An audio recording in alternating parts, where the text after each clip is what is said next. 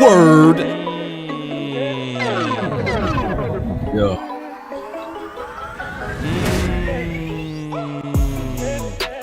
The final word, new linebacker and cornerback addition. The final word. What you Final doing? word indeed. Man, we gotta get it. Got to. Gotta get it, man. Straight up. Hey, let's get it, bro. They not like us. Definitely not. Man, they not like us, Law. They are not like us. It's only one final word. The final word.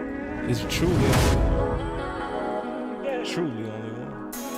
So, I'm excited to talk about some of the dopeness that we got coming. Y'all The mark your final calendars. Everybody that's coming in. The final word. Next week we got Bryan Broaddus coming in. June 25th. Obviously that's gonna be dope. Can't wait to do that. Then July 2nd, we have Michael Gelkin. July 9th, Clarence Hill. The final word. The final word. The final And word. then the final July 16th, that The following final Tuesday, word. we have Nick Harris. The final word. The final word. So The final word. the final word, pretty much every Tuesday coming into training camp is booked. What's your thoughts, Law? I think that's a great thing. Get the conversation going. You can get the mindset going of different The people final from different word. parts of the community, man. I think that's a great thing. It shows unity. It does. Yeah. And then another thing that I love that it showed, Law, is you can really see the merging of old media and new media. Yeah. You know, this is gonna be a year to where you gonna see more and more of that. You know, where you gonna see the Correct. merging The final of word. old media and new media. And it's about time. It's dope. It's beautiful. Because there is nobody like new media. And I mean that. Nobody. There's nobody The like new final media. word. And it shows the power The of final everybody word. working hard with their own networks, you know.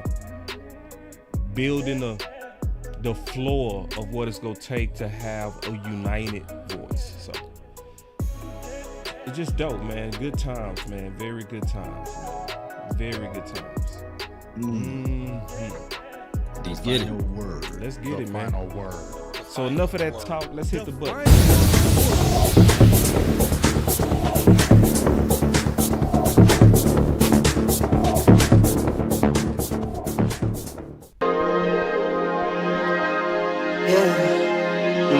I just wanna run it up. Can we check or something? I've been really in the field, let up,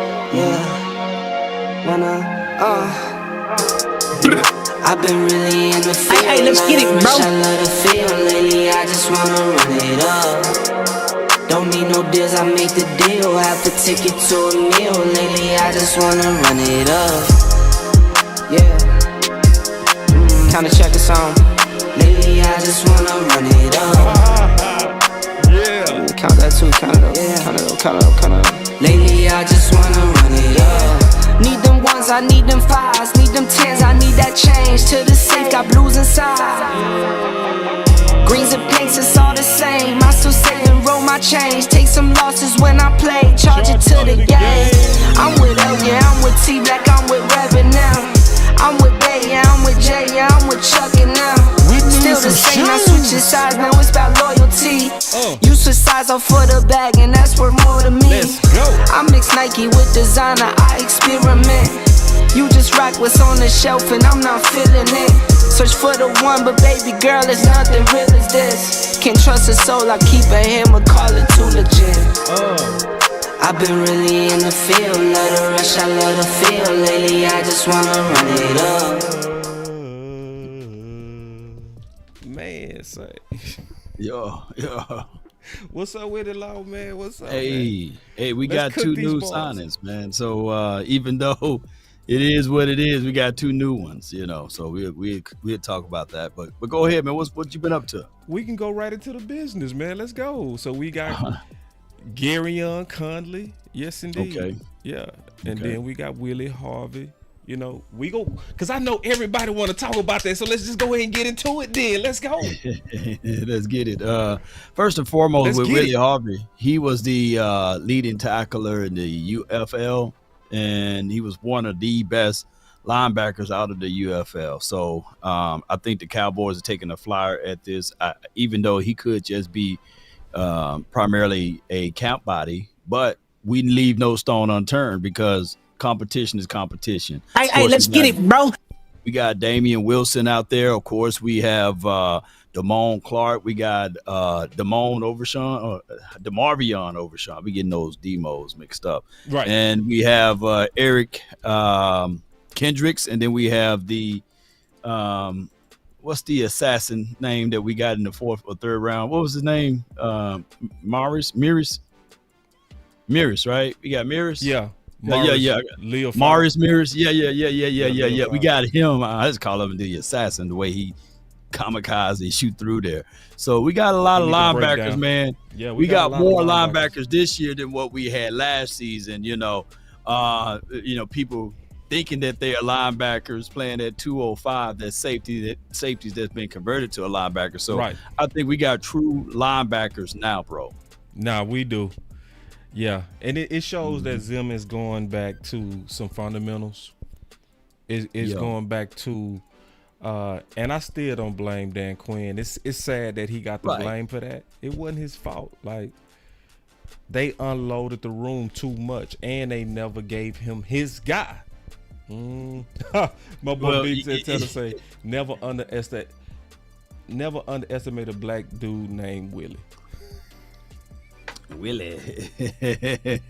Oh yeah, and then we got Buddy Johnson, not to leave out my guy. That's on his roster as well. So when you said that, he didn't get his guy, so he took his ball and went home. Is that what you saying with Dan Quinn? Like, well, you didn't give me what's the guy named Bobby Wagner. Bobby Wagner, even though he probably banged on the table, but the Cowboys, they got a principle. They got a philosophy, a concept, whereas they don't like guys that's not ingrown, like homegrown here, Facts. right? And yeah. and they don't like to spend money. Nope. People are always talking about players to take discounts here and there. They don't like to spend money. Right. So even if a player do take or look at it and say, hey, they're going to do the discount, they're not going to go out there and will and deal the first week of free agency, even if they had the money. That's all I'm saying. Right. Big and OC, they probably on the way they might not be. You know how it go, man. Yeah. This the dead period, bro. Yeah. Sometimes cats need some breaks. You know what I mean? We got you. If they come, it's gonna be dope. If they don't, me and Law go carry this whole thing. Yeah, You know what I'm saying? we got rolling, you. man. It's We the got you, dead bro. season, man. Hey, But during the season, they gonna be accounted for. Right Oh, now, yeah. let them be. It's Yeah. like a plant. You can't put too much water on it, and you can't put too less of a water. So right now, they're growing differently, and I can't wait to see those boys every now and then. So every other week they jump in and we'll talk Yeah. ball. Right. Yeah. And again, as people coming in at different times, we have every Tuesday is full. Every Tuesday is full. We even talked to James Slater, and we might not even be able to fit in James Slater. Yeah. Because I talked to him, and I was like, we want you on a prime day. The prime day is Tuesday. Yeah. So we're not trying to put you on a Thursday, on a Sunday. We want you on a Tuesday. So Tuesday. yeah. And we even talked to Aisha. So it's a lot of people that's coming. There's a lot of people that's coming. So we gonna hold it down. Let's get back into this though. I want to ask you a question, man. Talk to me. Will McClay continue his streak of Pro Bowlers? Yeah, I think he Is will. that Kool-Aid, bro? No. Look, here's the thing: there's nothing wrong with Kool-Aid, long as It's it measured. is measured, right? True, yeah. So, yeah. so I look at this Willie. Pour me a cup, man. I look at Willie like this right here. Bring him. It's not gonna hurt anything. And he was he's like the best linebacker in the UFL. Keep on messing up with that word UFL. But yeah, so bring him in. Let's see what he got. Let's see if he can change some things around. And based off of Will McClay's resume, he got Cavante Turpin, Brandon Aubrey. So yeah. And let's be honest. Was everybody Brandon. Was everybody going crazy over that law? No. People was killing Aubrey. The whole time he was banging those kicks too. Yeah. I started noticing it at the end, Law. Noticing it at the end. Cause I was, you know how we do, man. We was paying attention to kicker and the training camp reports. Right. And I kept hearing Aubrey is 9 or 10. Aubrey hit 18 out of 20. I'm like, dog, I keep hearing 90%. Yeah. And then when me and you went to the Dallas training camp, I saw him hit a 64. And I thought I was tripping. I was like, I videoed it. And I was like, did I just see that? Like, that was 60. So, like, we never should sleep on Will McClay. Never. Yeah. Never. I don't care if it's undrafted free agents. I don't care if it's the USFL. Other places, yeah. But stretch man. Yeah, they stretching him, but he get it done. Like, you can see it. Like, that's the type of dude you can see in a dollar store or Marshalls. He go have you looking like you coming out of Gucci. Yeah. Oh yeah. Yeah, boy, mix and matches, man. He know how to put them together, man. Yeah, no doubt. No doubt. So I said all that because then obviously we go talk about Conley, but then we go also, I'm gonna be honest on this stuff. And I agree with you, Tariq. It is controversial when the OC and Big are here, because see, I owe the OC a punch right in his nose. Wow, what happened? Man, he went hard on us, man, when we was talking about Philly last week. Oh, Jermichael, yeah. Man, he tripped out, bro, because you clearly, and me was not calling Span Jermichael in terms of career. We were saying the traits. And you even said it. You said in terms of the traits. You know? And he body type. Us right we talked about body type, movement. We not calling him Jermichael. You know what I'm saying? Not in terms of career. So when he get here, I'm now, bro. Yeah. I owe you a punch for that, bro. You went hard on us. And you did it in front of company, bro. You did it in front of the company, bro. Like, man, say, hey, what you doing? So yeah, you right. We do fight more when they here. But let's get into Conley, man. Let's talk about Conley. Because I didn't get your take on Willie though. Okay, well, Willie seemed like out of the two guys they worked out Noah Dawkins, and then they worked out Willie, and Willie was the one that was signed. So to me, that tells me Willie had the better workout, right? Willie also have the skins on the wall, where when he was given the opportunity, he was one of the standout players at the USFL.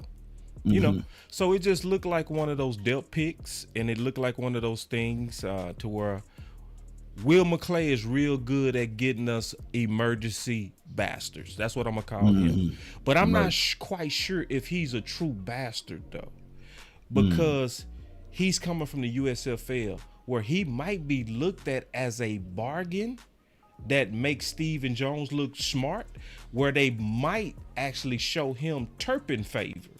So he might actually get a chance that a traditional bastard, when I say bastard, I'm talking about an undrafted, well, not an undrafted, a traditional free agent, because the pattern to me says they're treated different.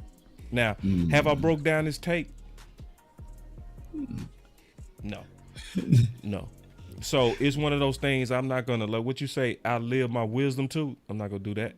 You know, it's still work I would need to do on him. Am I probably gonna do the work anytime soon? I ain't gonna lie, probably not.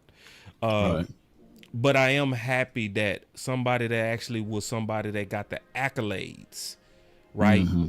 Just like Turpin, because Turpin came over as the MVP of the USFL, so he has some skins on the wall. So yeah, so that's my take on him, man. I feel I trust Will.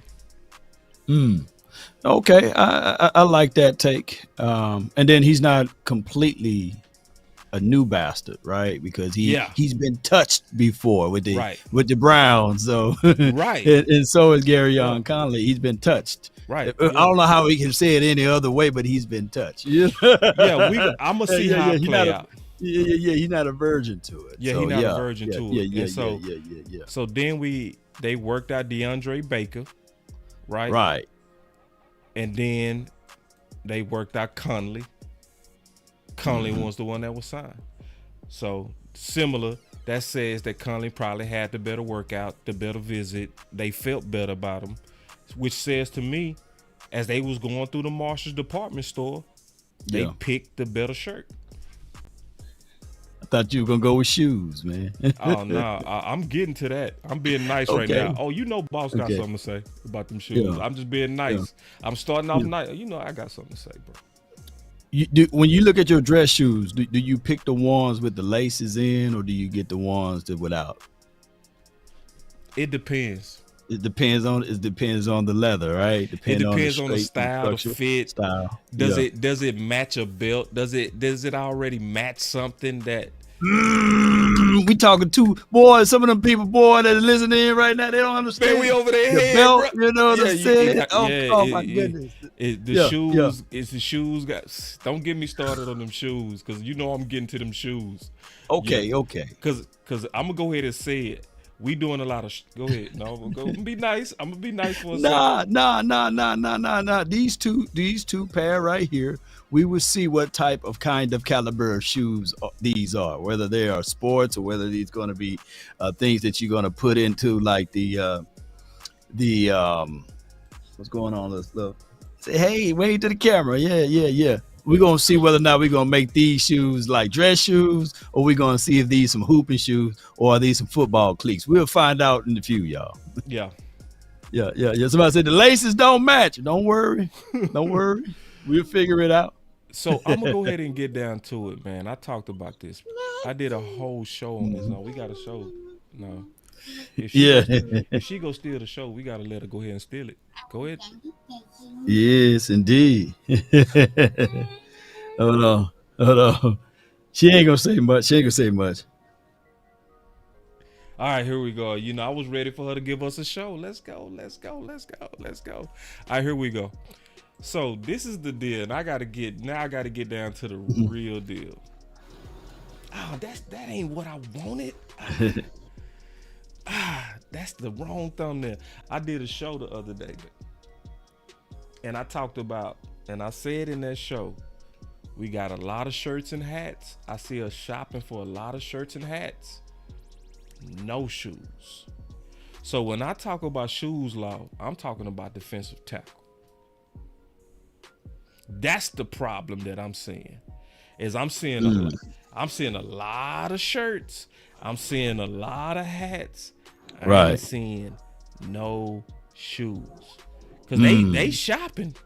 Yeah, they brought in some people. Okay. Yeah. I see the shirt. Okay. I see the hat. I see the belt. Mm-hmm. Your shoes are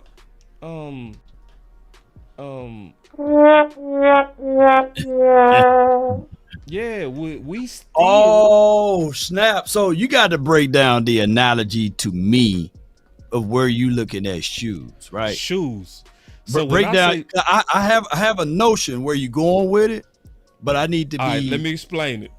So you can't get the outfit right until you get the shoes right. Okay. So that's what I mean by you ain't got the defensive tackles. So the defense is not dressed correctly. It looks good. The hat fly, right? The shirt, the belt, it's them shoes. You still. Now, I'm not panicking yet, though. Right. I'm not panicking, but I am aware that we are truly missing the shoes.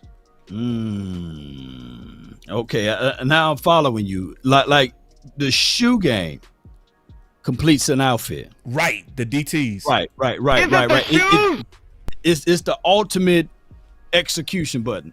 You can have a wrinkled shirt, you can have a hat that's a little dingy, but if you got some fresh kicks on in the shoes, it completes the entire outfit. Right. But you can't have it the other way around. You can't have you. Oh boy, you're a genius, man. I'm trying to preach to him, man. I'm trying to tell him, Law. Is it the shoes? Is it the shoes? Man, oh my God! Is it the shoes? Yeah, and we still ain't got them shoes, Law. Oh, is it the shoes? And see, shout out to Voch, because I've been using a lot of Voch content with Broaddus lately, man. So he been doing some good work over there, bro. So, and I always put the link in the description. I ain't one of them. I ain't gonna steal your content, man. I'm always find a way for somebody to hit that link and get you $1. You hear me? Stop thief! Because boss wheels, they will steal your stuff. Yeah. Listen to this, bro. Just talking about shoes. I ain't trying to be negative, but I am listening to information that's put out there. Listen, their defensive line right now, that was a little bit of a mess. They had some guys that were Marshawn Nealon, the rookie who plays as an edge, who we think might be the starter at right end, was having to play some 3 technique. They just don't. I'm gone. I'm bye. See you later, Law. You got it. Bro, did y'all hear that? Let me play that one more time in case people missed that, because that is big. Their defensive line right now, that was a little bit of a mess. They had some guys that were Marshawn Nealon, the rookie who plays as an edge, who we think might be the starter at right end, was having to play some 3 technique. They just don't have the numbers. No Mozzie Smith, no DeMarcus Lawrence, no Awuzie. Osadigizua. Yeah, none of him. That's. I'm gonna turn them African names up. Yeah, boy, it had him in the chokehold. That Osa Odigi Azua, he had him. Ultra killer combo. That's my guy Bryan Broaddus up.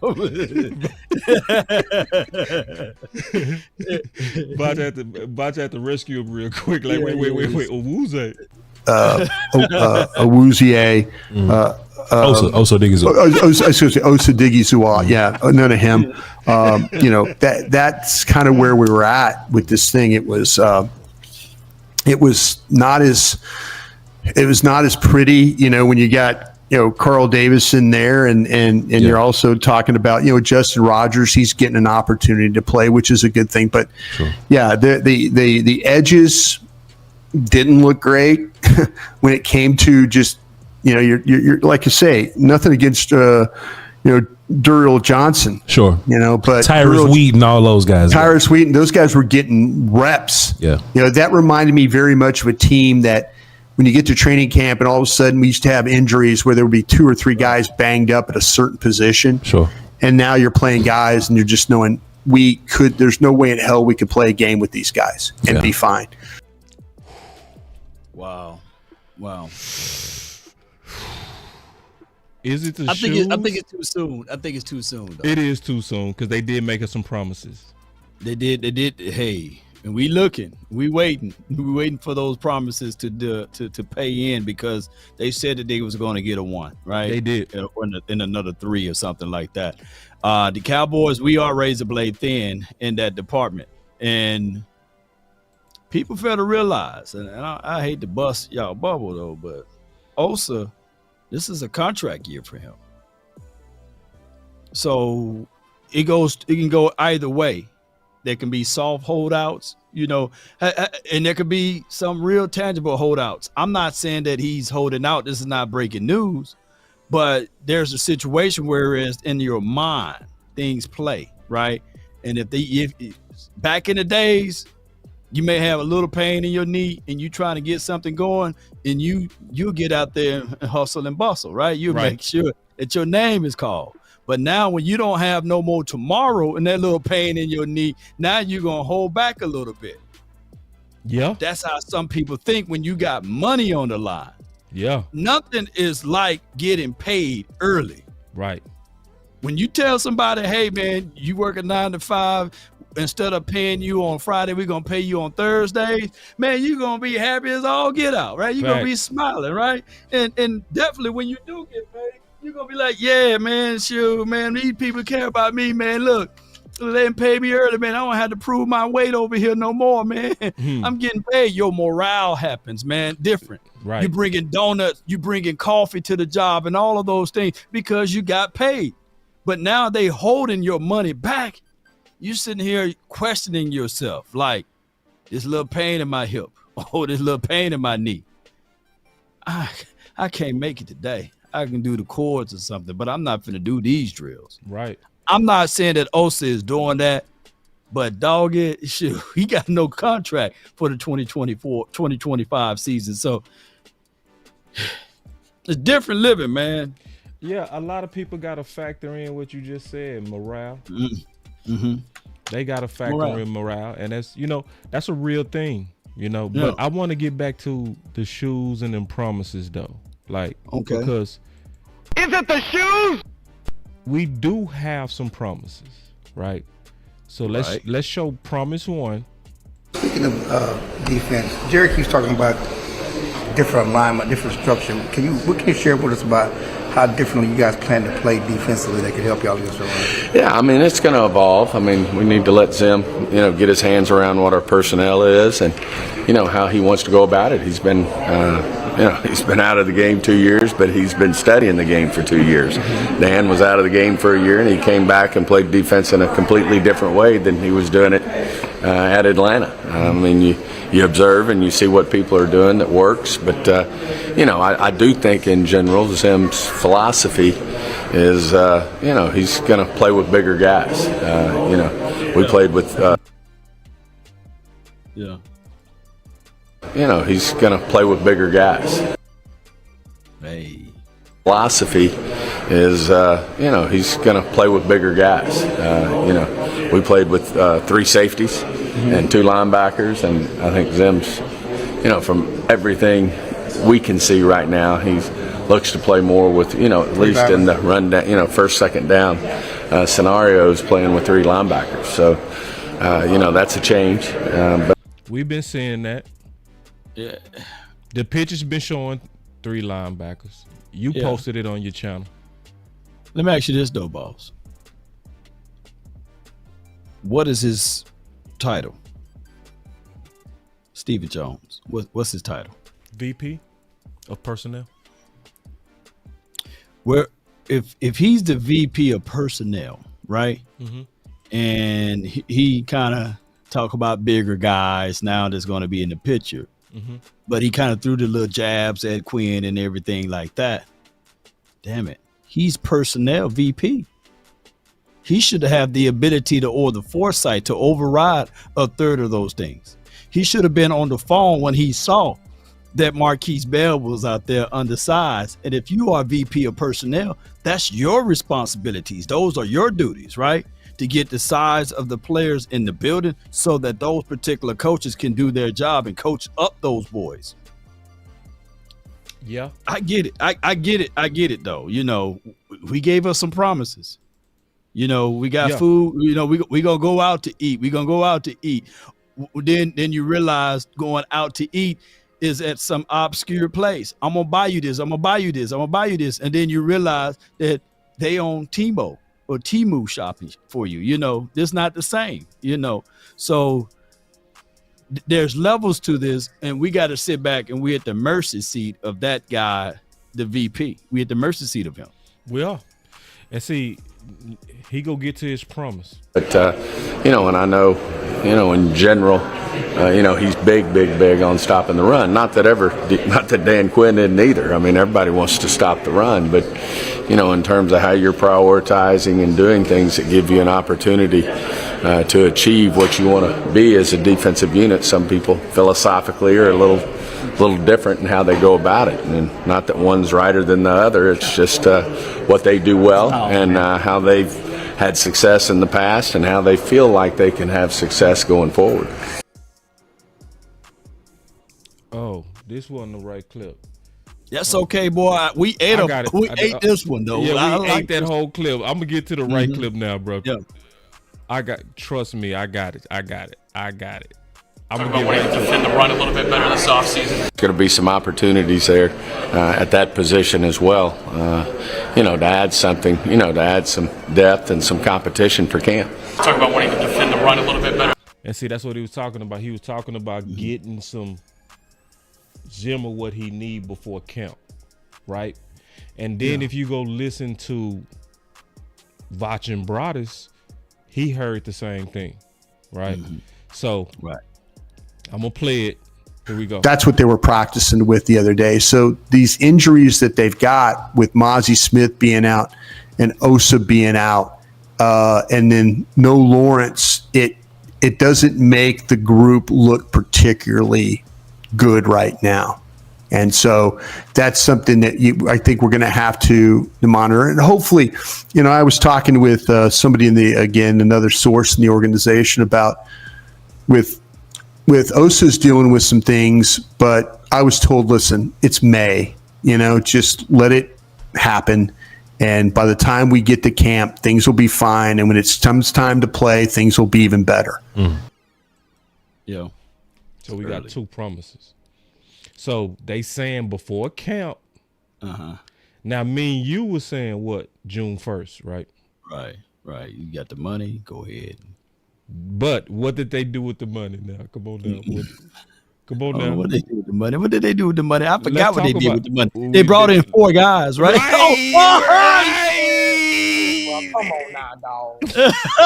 Come on, man. Man, you slide over you. Man, this is what we do over here, man. We gonna tell the truth. Oh my bro. gosh, man. We gonna tell the truth over here.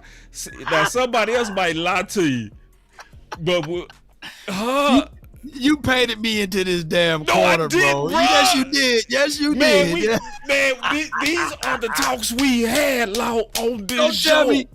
You better not tell me that this is what they gonna do with the money, like the little money that post June 1. You don't tell me this about. No. I'm still waiting on that promise, man. No, what it look like? Come on now, what it look like? They promised us, right? And me and you was saying, what was we saying, Law? June 1st, right? We were saying we expect them to get Michael Gallup money and some, you know what I'm saying? That we know we need that one tech. We know we've been hearing that. And what they went out there, we need some shoes. And them boys went out there got them some shirts. Them got some T-Move shoes, man. T-Moves. Yeah. They said, man, bump Marshalls, all this T-Moves in there, man. With the pay less. Oh, man. So, oh my gosh, man. This is what we do. So I'm still giving the benefit of the doubt. We got $12.5 million available to spend. Yeah. He got time. He said he got plenty of time. He got plenty of time before camp. But man, if we go down this roster, and I think you did a piece like this before, like we had all of the charts up with salary caps and how much money we got and who need to be signed future. You know what I'm saying? You know what chart I'm talking about? We probably have to start kicking that off next week as well and say, hey, will this guy get signed? We got Zach Martin. You need to touch his contract. I know that he's talking about retiring, but you want to get in front of it. You need to have an extra strategy. We got to talk about Osa. We got to talk about D-Law to a degree. We got to talk about all of these guys that's on the back end. We got to figure out what can we get something back in return? Because just because D-Law said, well, just because this is his final year of his contract, doesn't mean that he's not tradable, right? You know what I'm saying?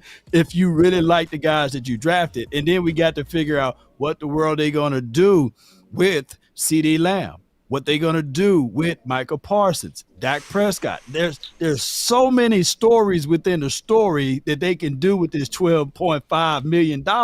It's crazy. They need some shoes. And they said, and see, they said, and Bryan Broaddus said it. He said from a source. So he talked to somebody on the inside, right? We heard it from Steven, and we just heard it from Bryan Broaddus. Obviously, that's going to be one of the discussions we have with Bryan Broaddus next week, for sure. You know, we go dig into that. We go get heavy as we can into that. And, you know, this is one thing I can say about Bryan Broaddus. When a lot of people ain't going to say nothing, he going to say it. Oh, yeah. He going to say it. He gonna say it. Like, he went into detail more than anybody about Trey Lance. Yeah, he did.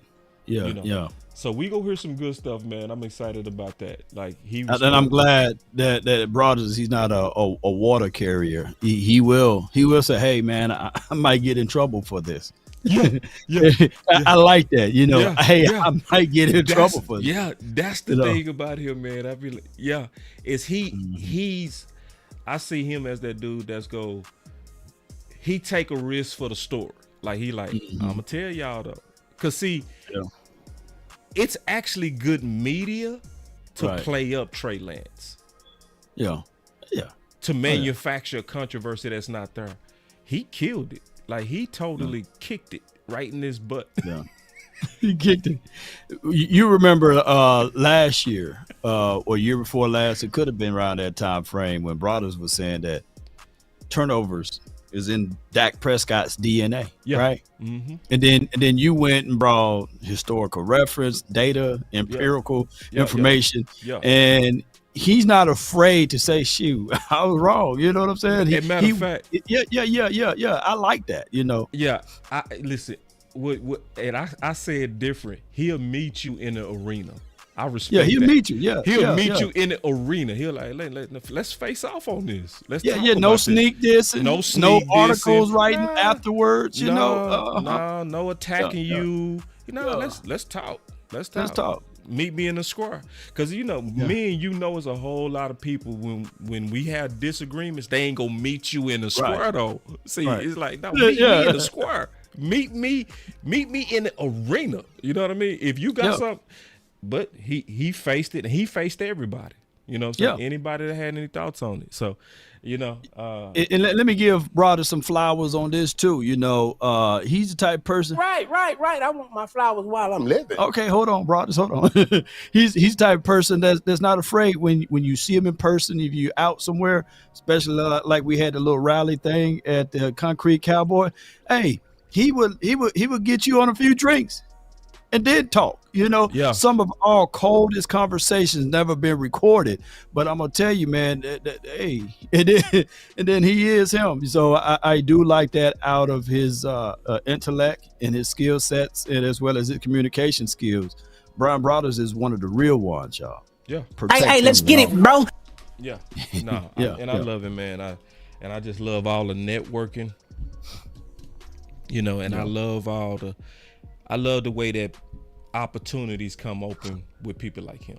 You know what I mean? No doubt. Like, if you go look at the background of a lot of people that got opportunities, it came from Bryan Broaddus. No doubt. Kavanaugh on the draft show, that came from Bryan Broaddus. You know what I mean?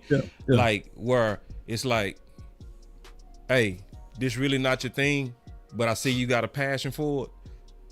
You know what I mean? Like, he moved like that. It's a lot of people go get opportunities, they close the door. Bryan opens the door. That's who Bryan is. So that's dope. Yeah, no gatekeeper. I appreciate that. And you know, James Slater the same way. Oh yeah. James Slater is the exact same way. Jane go open up doors for you. She not gonna do shit. You know what I'm saying? Fellas, y'all hear that? Approach her on some football stuff. She'll give it right back to you. Mm-hmm. Nah, she good people. She really good people, you know. And I do feel privileged, man, to be in this space, man. You know, I've reached out to her sometimes after them tough interviews, and she'll respond. You know, she not uppity, she not all of that. You know, so you know the networking that happens from doing this stuff is just amazing. All right, but let's keep going, bro. Let's keep. Look at these shoes, but keep going. Yeah. All right, this is the last thing I'm gonna say. This is the last thing I'm gonna say on this. They gave us before camp, right? Now, what we gonna do if we don't have no one text in here by camp? What we gonna do? Initially, I was one of the ones that said, you know what, with big boys, I think that they want to see what they got out of Rodgers, Denzel, Daxon, as well as Mozzie to a degree. Because let's be real, big boys, they really not working like that. Yeah. In the first week of Oxnard, it's like that after that first preseason game. That's when you want to keep your head on a swivel. I think that they already got their mind set on a few guys, but they got to at least see what they got. And if Coach Jeff Z, because I can't say that man's last name, if he just be open and honest, right, and say, and if you work these boys out, and if they ain't SHIT, and he said, look, man, I'll get y'all what y'all trying to do with this one tech, but Denzel Daxon, he's not it, right? As well as Rodgers, he can't push through a wet paper bag. He just need to be open and honest with us, right? He don't need to say, well, hey, give this guy 2 or 3 years. We don't have that. We don't have that card to play with. So if he's open and honest and let us know that, hey, these guys that we have now, not going to cut it. We need to be in the markets. We need to be in trade acquisitions.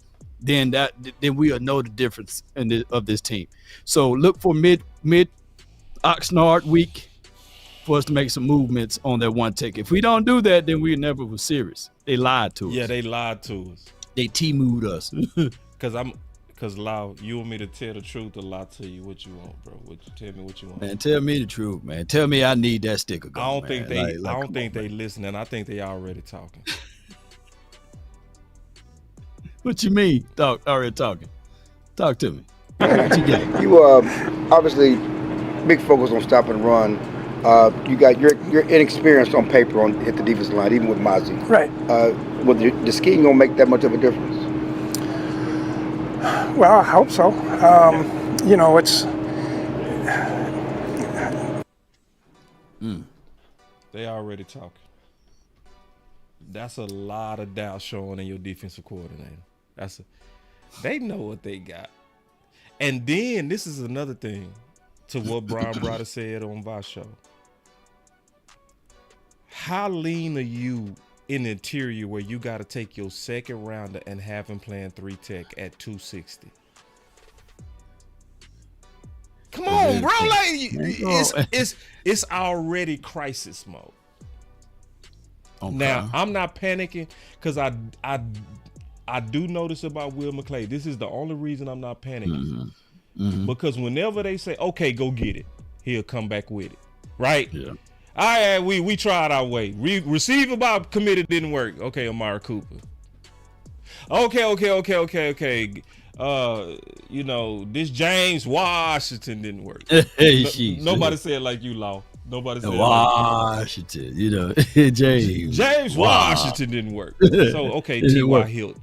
Right, like he's ready, bro. Yeah. Like he already got a list. Trust me, I know this. He already got a quality list of people we can trade with. He already know the teams that's looking to potentially do a deal.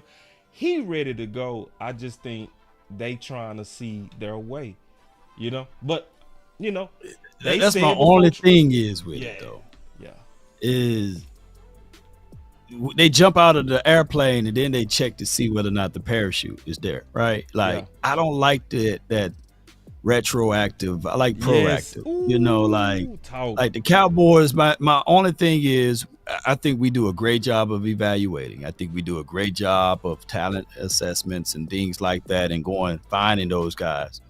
But it's always those 1 or 2 parts that we are slow to react to and can't can't see. Like I said it this morning, like we can see things. Like we know for sure Dak Prescott, since being the starter of the Cowboys, he's going to get you just by Dak alone. He's going to get you 9 or 10 wins, right? Right. Even in the worst of his worst, he finished the season 8-8, right? And he still threw for over close to 4,000 yards, some crazy number, 30 touchdowns to like 11 interceptions. That's good numbers, right? Right. That's MVP numbers if your name is Lamar, right? Yeah. So he did that in 2019 when we finished 8-8. So I get all of that.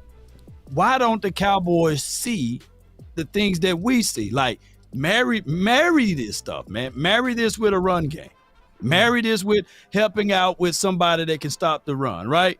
Marry these things, man. We see Parsons. I understand that a lot of people are now, they've been bitten with the zombies, right? Yeah. And now it's spread over to Michael Parsons. Now, shout out to my guy, Jay Tuck. But, you know, it's now the zombie stuff is that we want to get rid of Parsons now. He's the issue. Like, come on. You can't see that, hey, if Bosa needed another guy on the team, if Bosa need Fred Warner, right? And if Fred Warner need Bosa, and Bosa got Eric Armstead, and they went and got another draft pick, or they went and made some more transactions and things like that to help out their team, how come when the Cowboys get into these moments, it's only Parsons, right? Or bust? Like, why don't we just build things around? Like, it wouldn't be hard pressed for us at all to pick up the phone and call Jeffrey Simmons from the Tennessee Titans and say, okay, we're giving you this to play here, you know, or to go out there and go grab a true stud, like somebody that you don't have to work out and see and hope and pray to Allah Yahweh and say, hey, I hope that this guy can be the way on the front four. No, go out there and get a proven known commodity, right? Why the Cowboy just don't see the small things? I know I'm on my little rant, but man, I just don't like perfect. They just don't have the vision to see last year. Like, look, we got away. We made it.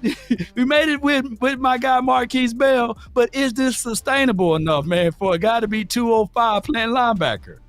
You know? Or a guy that had histories, like finite histories of neck injuries, right? And you're leaning and depending on that on your defense and say, hey, boy, I bet you my golly, when 55 get back, we'll be straight. Like, how come they just can't see this, man? Like, I see it. I'm like, come on, man. Hey, and we saw Rashawn Evans, but hey, they caught him when he was rolling one. They said, oh, man, he a bastard, man. Hey, hey, you fired. Don't bring him back. Like, dude, even if he was rolling one, he was bigger than Marquise Bell. Bring him back, man. Shoot, let's smoke up the joint, man. Come on. Do you want the answer? I want the truth. This is why I said I wasn't gonna rush you, because you actually perfect right now. You led right into what I was finna say. I'm finna show you something, Lord. Okay. Ready? I'm ready, man. All right, check this out. It's the league. Yeah, I think it's a great opportunity for these young people, whether it's the draft, coming in here without having, which we've done at times in the past when we obviously brought in a Cooks and you bring in a Gilmore. It makes it hard for some of these guys to come in and play and beat those guys out. It makes it hard for some of these guys to come in and play and beat those guys out. Obviously, it makes it hard for some of these guys to come in and play and beat those guys out. Obviously, there's going to be some. That's why.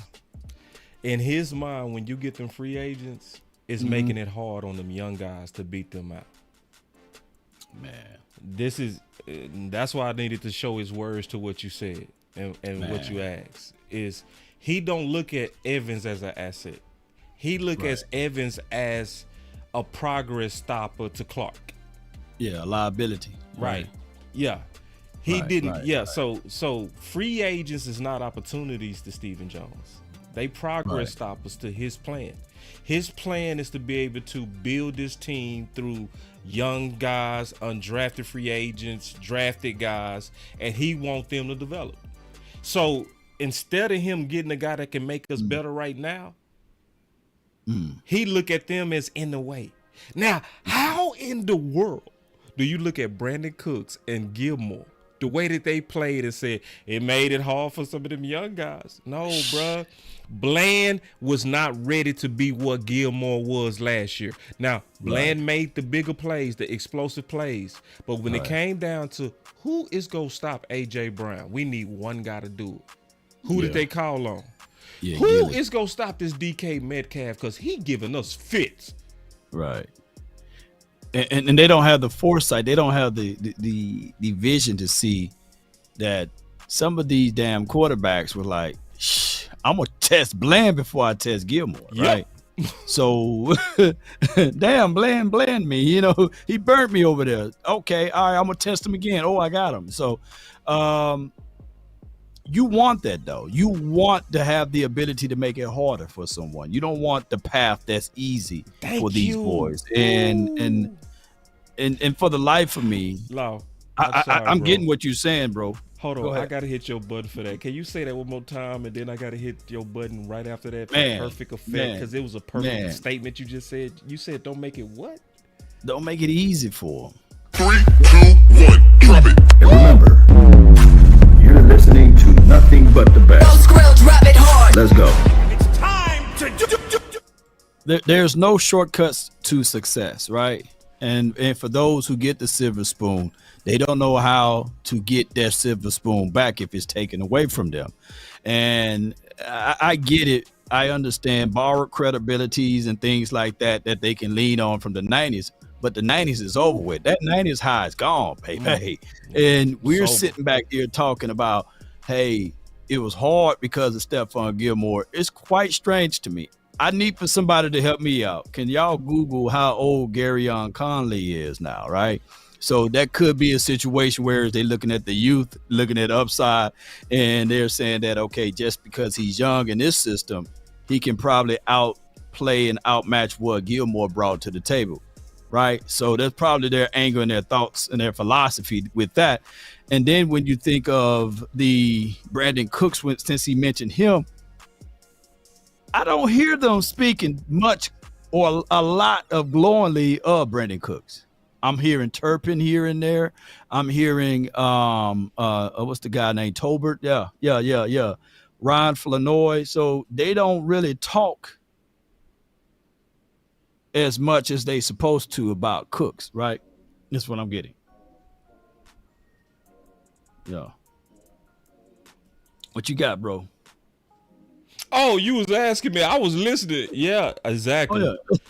Oh, yeah. I was locked into what you said. Yeah, man. People hate for me to say this, but it's the way our free agents are treated. And I don't think Steven is being what my boy Landlord would say, nefarious. I don't think it's evil what he's doing. I think he's thinking like an accountant. See, he's an engineer. Okay. So everything got to be buttoned up. Everything got to line up. And he don't know how to kind of function in gray. He a little bit too black and white. Okay. You know? So in my opinion, when he it helps the budget when you do it through the draft. It helps the budget when you do it we got to get these guys and we got to develop these. Like, he doesn't know how to say, but yet this guy's better.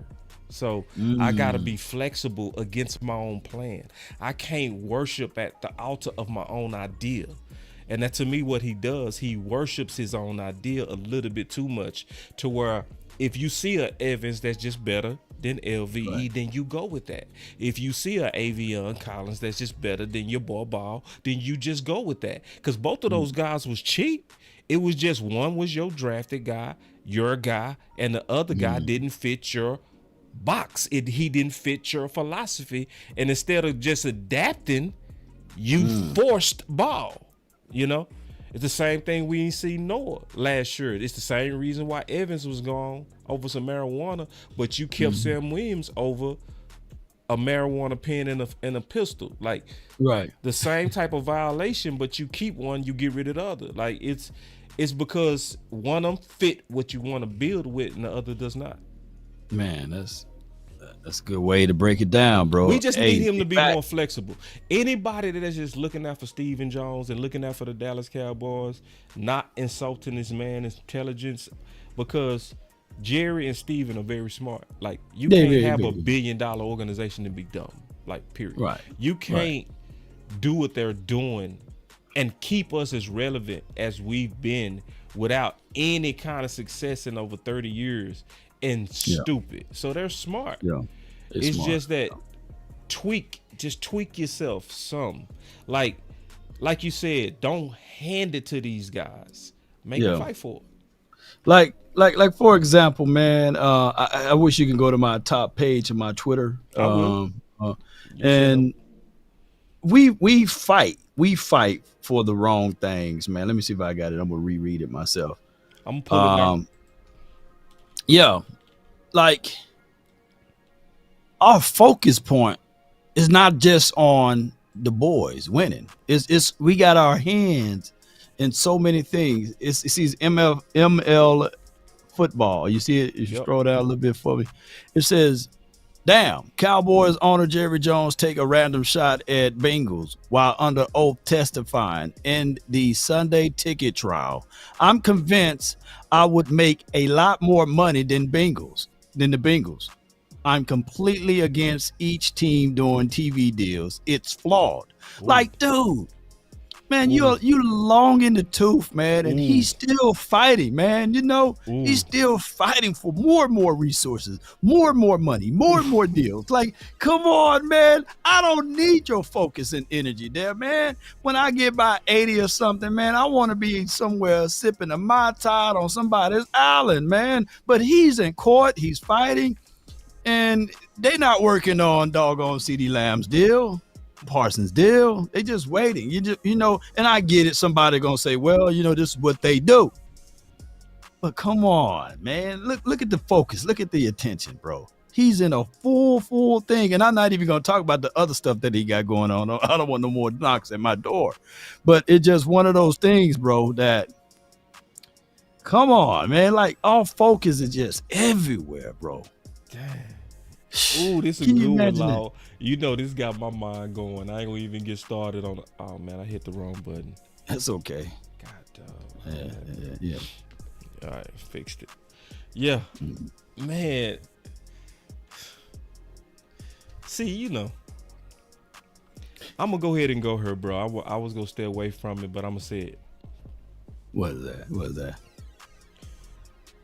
If anybody want to know why Dak, CeeDee Lamb, and Michael Parsons are not paid, just read this and think about it. Yeah. I'm convinced I will make a lot more money than the Bengals. He's the master of publicity. Listen, there's no way that you make the same mistake twice on Dak unless you're trying to. Right. And all you got to do, just everybody pause. Everybody pause. Turn on your TV. Watch ESPN and just let it play. Yeah, just let it play. And see what they talking about. Oh my God. During the dead period, who is the talk of the NFL? Yeah. Now, and let's also ask a question. If Dak was paid, if CeeDee was paid, and if Michael was paid, what would they be talking about? Now can they win the Super Bowl with those boys? They still will be talking about us. But what's really make them talk about us is the controversy of them not being paid. That's where he is truly right, that he gonna make more money than the Bengals, because the Bengals is not gonna sacrifice their team for publicity. He would, and he does. He would. Boy, who won the Super Bowl last year? Kansas City. All right. Can you do me a favor? Can you go to Google and just type in Isaiah Bugs? Yeah. Just type in Isaiah Bugs and let me know what pulls up. If you scroll down a little bit, and let me know if you heard anybody talking about this. You know, if anybody talked about this. Isaiah Bugs. Yeah. Click on that, and then yeah, right there. But you got an S at the end. Yeah. Scroll down. You see how your boy Law be working me? All right, you stop right there. You see that? 2 days ago. Did anybody talk about that? Nah. Did anybody talk about domestic violence? You know, burglary. You know, this dude they was in the Super Bowl, right? You know what I'm saying? Got a ring and things and everything. Right. You know, he may end up on the Cowboys. He's an interior defensive tackle. We need him. I take him. He may end up over here. I see your point, though. I see your point. But you see what see what I'm talking about? Totally. Like let him be a Cowboy player that jaywalked, right? It would been on everybody's news in papers, and they would have been talking about it because there's a war within a war now. Yeah. If y'all don't think that Jerry Jones and the 31 other billionaires can't stand him, and they leverage stuff, they may put something in the pockets of these aficionados. I'm not saying, but I'm saying, this is the type of war, is an invisible force, us as fans, man, that we have to fight and endure through. And us diehard fans, right? We know it. We know it, but some just don't understand it, right? Like we will see a call and be like, hey, that's bullshit, man. Oh man, hey man, that's clear hole, right? And that's what we are doing, because who knows what that Cincinnati Bengals billionaire owner over there probably said, okay, all right, cool. Oh, you talking about me and testifying against me? All right, I'm gonna see what I can do.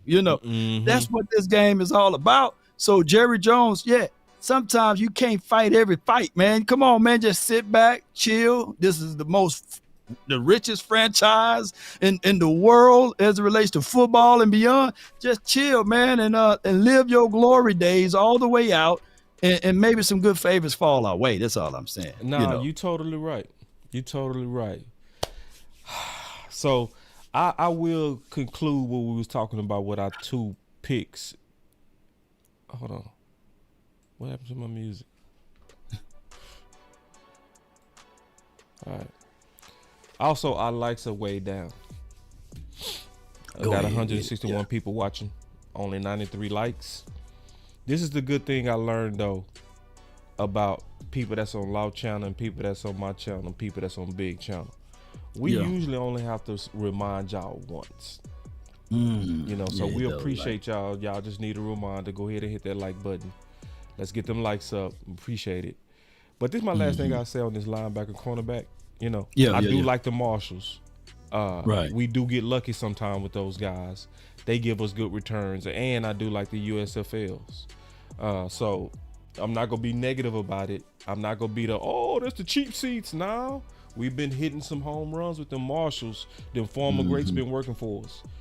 It also fit the budgeting of Stephen Jones. So from that standpoint, I feel good. Now, I want to highlight something from last week. And I want to kind of talk about this again real quick, because I think it's what a lot of people miss. Let me go through this with you, Law, real quick. Break it down. What you got, the OC? Yeah, no, I really wanted to get your take on the different types of tight ends, right? Because you got like tight ends that are more blocking tight ends. You got tight ends that are hybrid tight ends. And so on the Cowboys organization right now, like in terms of the room, right? Like, how would you categorize the types and the styles of the tight ends that we currently have? I think it's similar. I'm going to just be honest. It's similar to what Belichick was building in New England with the double set tight end. Yeah. He had, not to bring it up old memories, but he had the Gronkowski and the men. Doing too much. Nah, you good. I like that right there. Let's be honest. You know what I mean? He had it was a lot of moving pieces in the offense. He could have messed you up in the backfield with White. He could have messed you up on the outside and blow the top off of it. But like I said, if you got two guys that's attacking the middle of the field, your offense will click like a fine old machine. Yeah, and you know what? I really do like what you said, going back to that Patriots days, because that's what he did with Aaron and Gronkowski. He would run these guys on seam routes, like straight up the middle of the field. Or one would run a seam, one would run, a corner, or whatever the case might be. And then sorry to cut you off. But then he used Hernandez for that guy that's going he's gonna give you the wiggle. You know what I'm saying? The wiggle. Right. You get what I'm saying? So who would be the who? Okay, so we got Ferguson. in your opinion right now today, who will be the other guy on our team that could do that? You know what I'm saying? Who will be the other tight end? Because I really think it's going to be your youngster, the youngster you just got. I think you develop him, let Spam get some time, game situation, get some time of dogging him out. Dogging him out meaning like treat him like a vet. Yeah. Pressure on him, supply pressure, and make him show up now. I think the International Football League needs to put more pressure on these young guys because money is more money involved. So guess what? Yeah. More money, problems. So guess what? That's supply pressure. So I think with Spam, supply some more pressure on him. Man, I don't care what nobody say. He been talking to Mike McCarthy. Yo, it's my guy. But here's the thing, though, boss. Political football is a real tangible thing. It is. Guess who's the highest paid tight end right now on your team? Spam. And in the football. Ferg. No. Schoonmaker is the highest paid tight end right now on your team because he was a second round draft pick. You getting that second round money, and they got to make the justifications. These accountants, man. You just said it earlier. Now, come on, man. These business brothers, man. You know what I'm saying? Law. You know I gotta hit you with the. Oh, hell no! No, God! No, God, please, no! No! No! Yeah, no! I hate to deliver the truth. Yeah. And we saw pieces of it last year. Like, we got all the way to the red zone. We like, why they putting Schoon in there, man? Why they putting Schoon? We were like, at least give it to my guy, man, Ferg.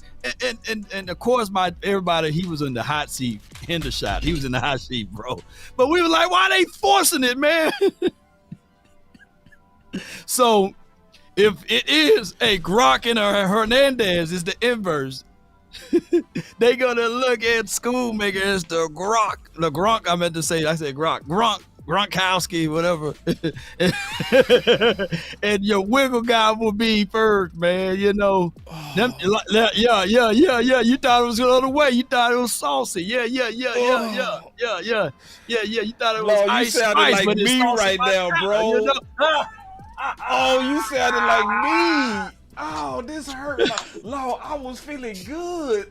And you just came in here and you just kicked over my cup of Kool-Aid. With the facts, though. With the facts, man. I can't fight what you saying.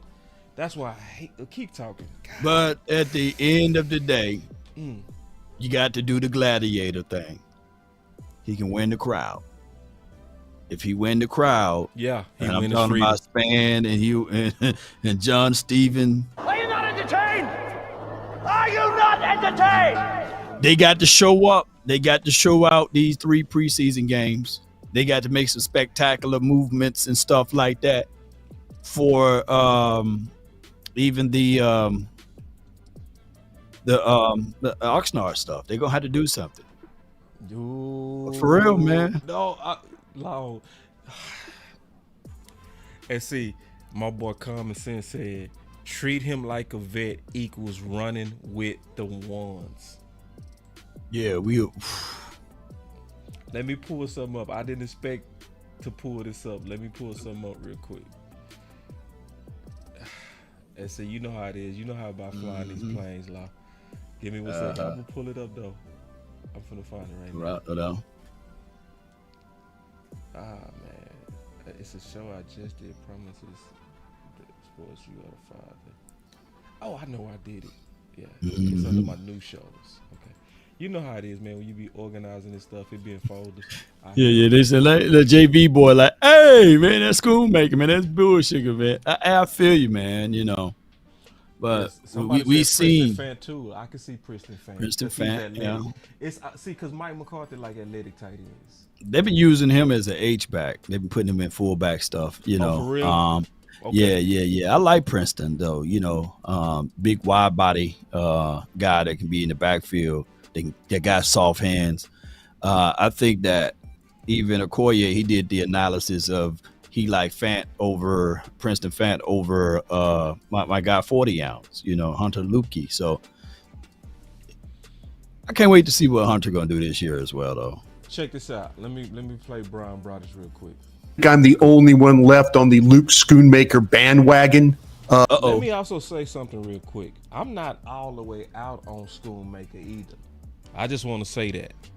Oh yeah, he's your oldest tight end. Yeah, and he's by far one of your better blocking tight ends that's on his team. Yeah, and I'm quite sure that he's not going to regress from one year to another. Yeah, he may just shoot at 86, maybe. Like, hey, shoot, he might go. Look, he got the size, the mobility. He got it, man. His RAS score was up there with Pitts. I'm just so don't throw the baby out with the bathwater. Don't throw him out yet. Like, and he's on. Look. But it was honest what you were saying on the politics. They go give him every opportunity first, which I don't like. You know what I'm saying? But it could work. That's the other side to it too. He could develop a year 2 confidence. We've seen that. That. And to be fair, not everybody's like a Sam Laporta. Exactly. I think Cal Pitts had a decent rookie year as well. Thank you, Law. Yeah. Everybody ain't those dudes. Everybody don't come out like Bland and Dak and Zeke and everybody not instant. Like some people gotta cook. What you say? I don't like yellow skin cornbread. No, I don't like that light skin cornbread. No, that Drake cornbread. No, man, put it back in the oven. I want my at least charred tips or something, man, on the edges, man. Give me some of that doggone, seasonal cornbread. You know what I'm saying? They go good with the soups. You know what I'm saying? The food and the beans, man. Come on with it. Drake. Yeah. No, check this out, though. You're talking about Spain with the ones. Right now, I think I'm just the sole guy riding by myself. He can't afford to miss time, and what's he doing? He's missing time right now. Yeah. They're going to have some interesting decisions that they're going to have to make, but Brevin Spanford is a good-looking player, a physical specimen when you come to tight ends, and you watch him at Minnesota and what he was able to do as a block. I know you and I have done some work where you've shown some clips of him one-on-one doing some really nice blocks, giving space, run game stuff. He catches the football well. And so, yes, there's going to be a very competitive situation in that tight end room. I'm interested to see what John Stevens, and I just wonder, is John Stevens, as much as they love him, and Stephen Jones showed him some love before he went to his to his rehab drills. They're going to have to make some hard decisions on some of these guys, and maybe Luke Schoonmaker as a 2nd round pick. You would not want to think that they would move on from a 2nd round pick.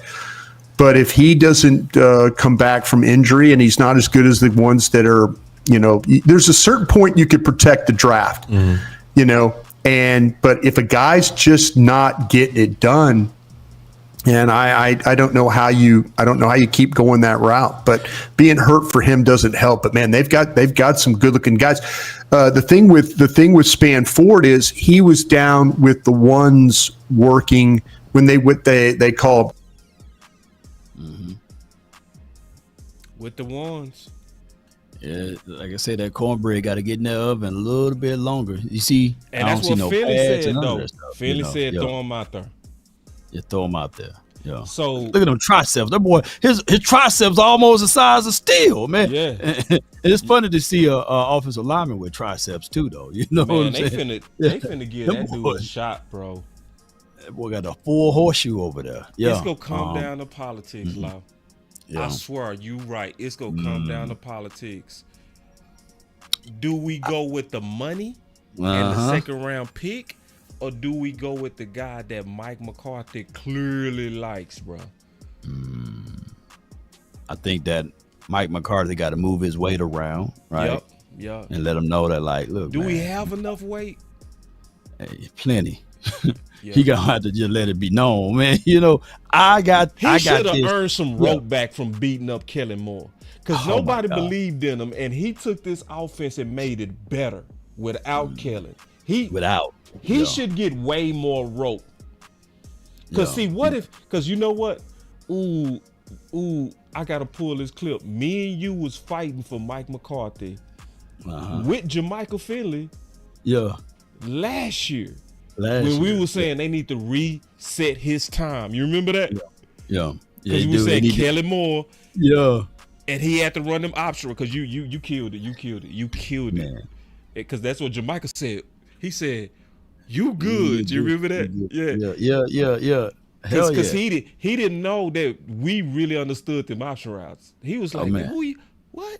He was like, who is this dude? Yeah. But anyway, going back to the bigger point, it's the fact that Mike McCarthy is really just now getting to implement what he been wanting to do. Right. 3 years behind, He been had types.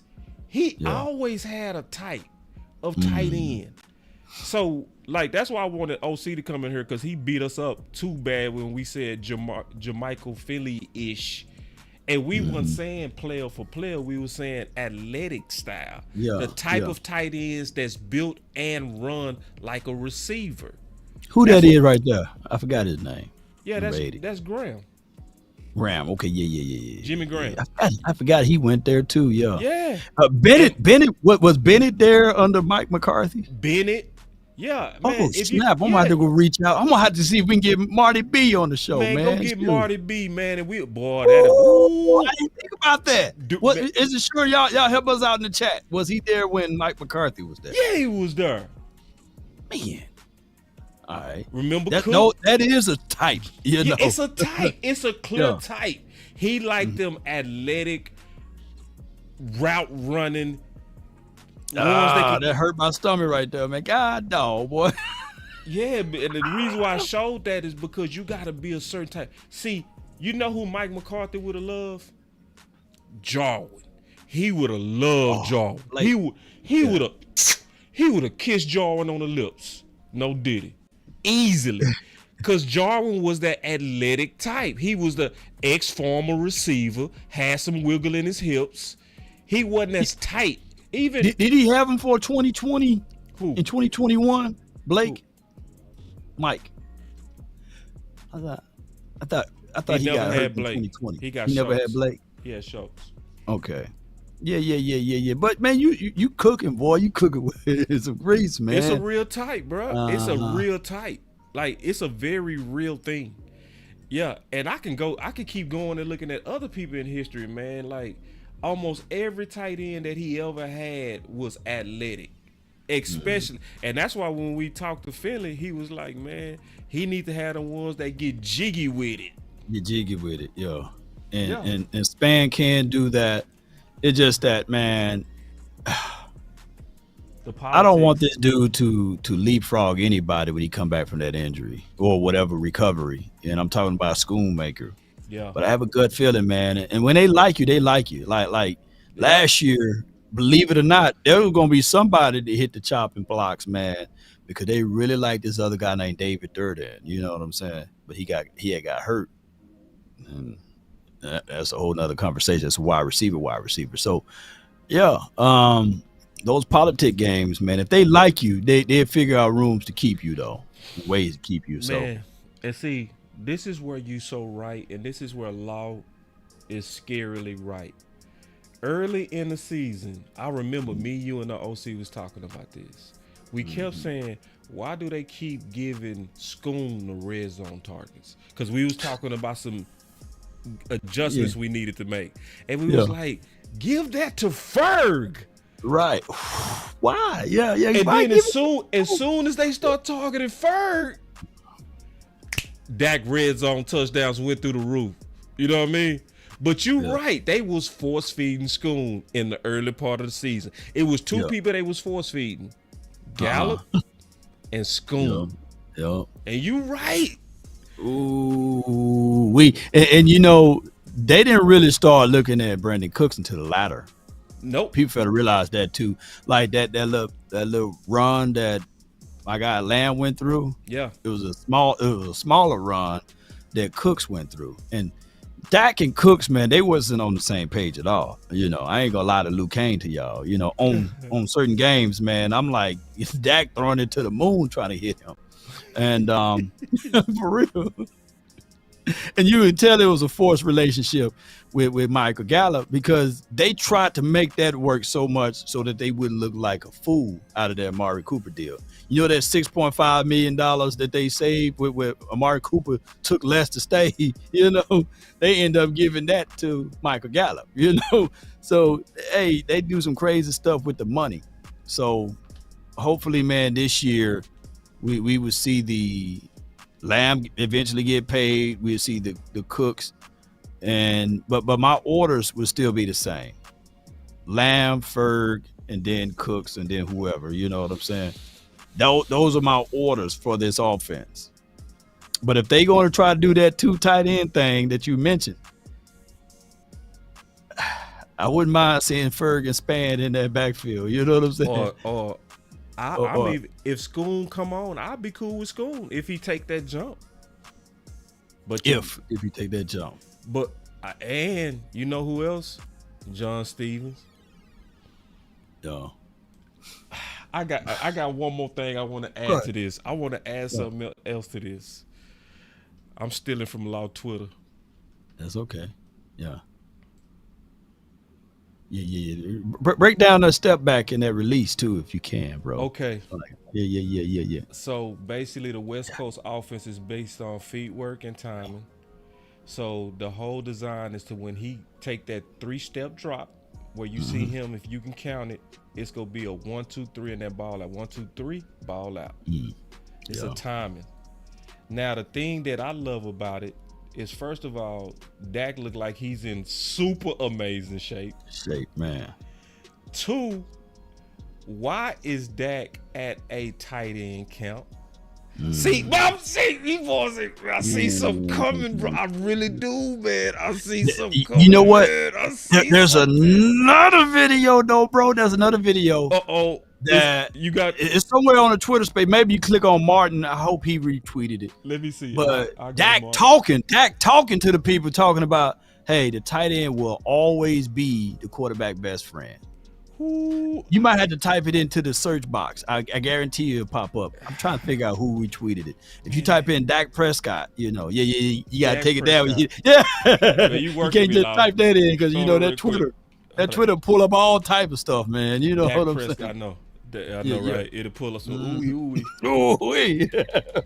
Okay, so you type in Dak Prescott. It should be somewhere in top feed, and it's free and clear. It's somewhere he's talking about what a tight end means to him, what a tight end means. There it is. Yeah. I'm gonna need you to stall for me. Stall for me. I'm gonna pick it. I gotta get it out. Talk about it, then I'm gonna play it. Right. I got a chance to talk to Jay Novacek, and I know you talked to Jay Novacek. Yeah. And he was talking about he was the first and the original Mr. Reliable, well, not the first, but y'all know what I'm talking about.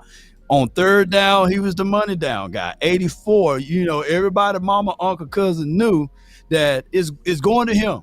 Like, not the playmaker, not the other wide receiver, not Emmett, because of the down and out distance. And he said he always made it comfortable for Troy because he would go get that ball. He would make sure, because he was the taller target, he would sacrifice his life and for to go get that ball. Go get it. And if y'all really know the mindset of a tight end, is clearly not a friendly one. No way. Jay Novacek for a minute used to say, hey, man, yeah, Jason Witten cool and all, but he ain't me, And if you ever talk to Jay, he would let you know, because that was his mindset going into it. Yes.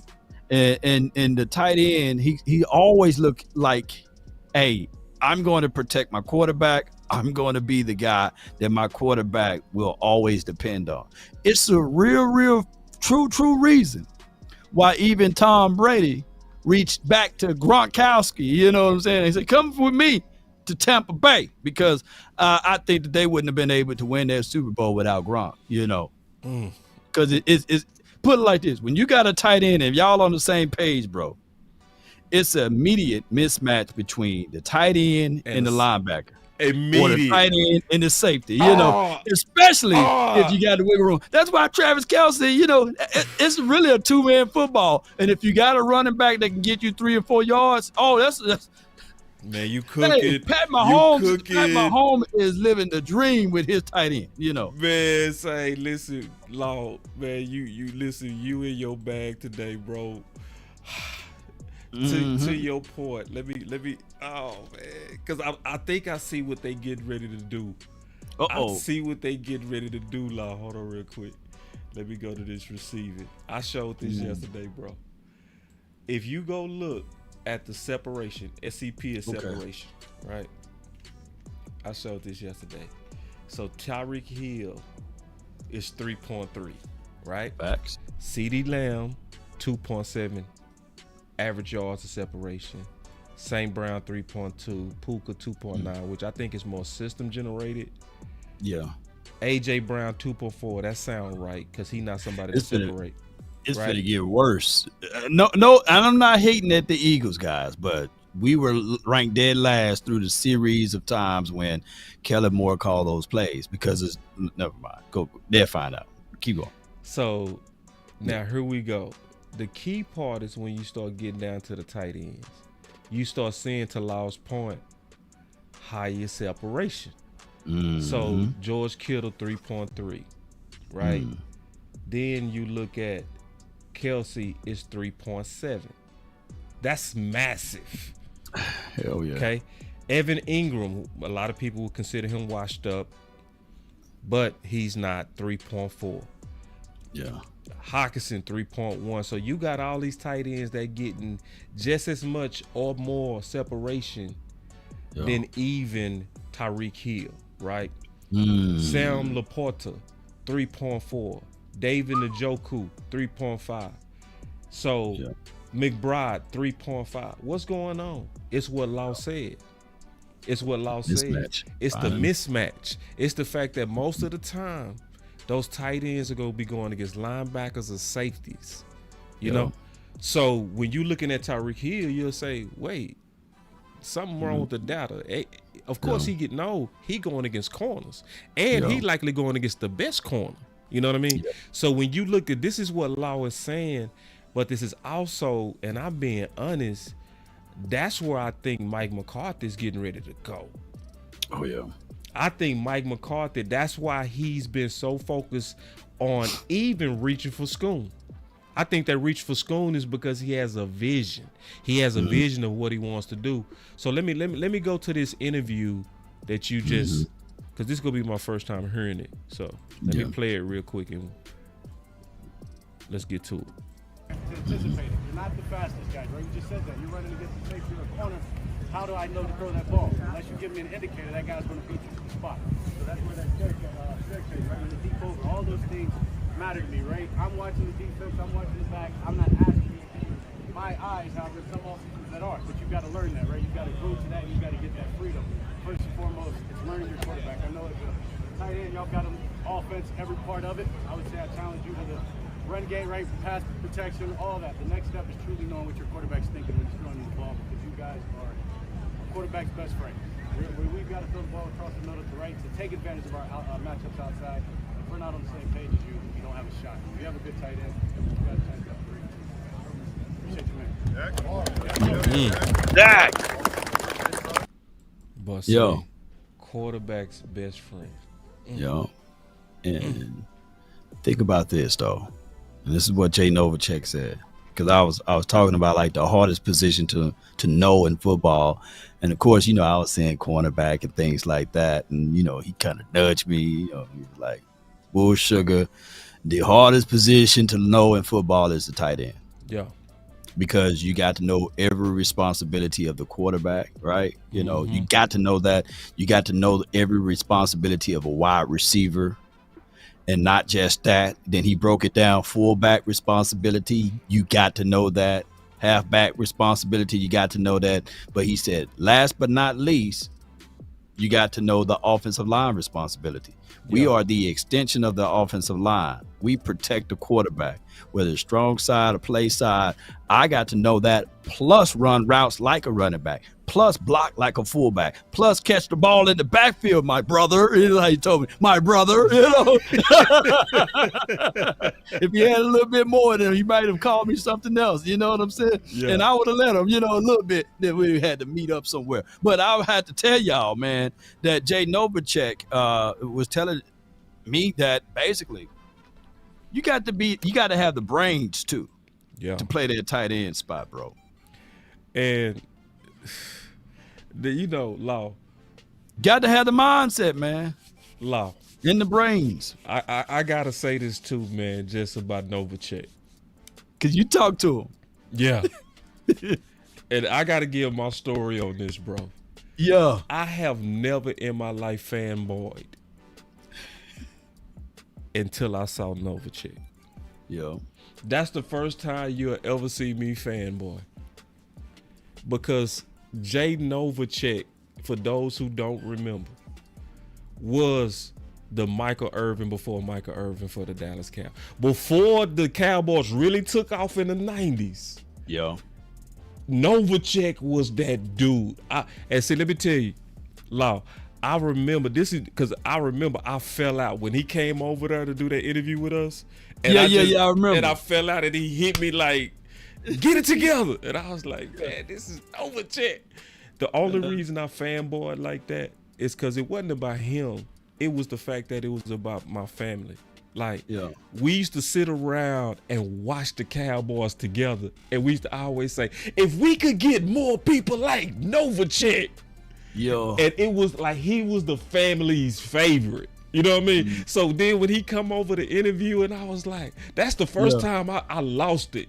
I could have met Dak, I wouldn't trip, bro. If I met Dak, I'd be like, I ain't tripping.